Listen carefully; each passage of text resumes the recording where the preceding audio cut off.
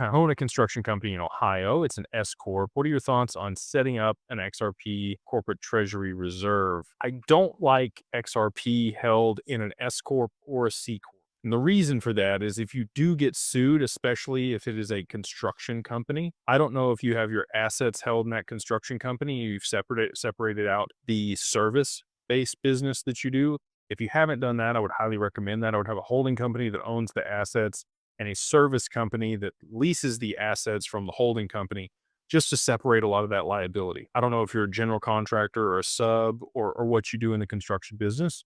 So I'm just giving you some general information here. But would highly recommend you separate the assets of the corporation away from whatever service is being provided, just in case there is a lawsuit. So that if somebody does sue you and take the stock in your S Corp, they can choose to liquidate those assets after they've taken control of the company. Not fun.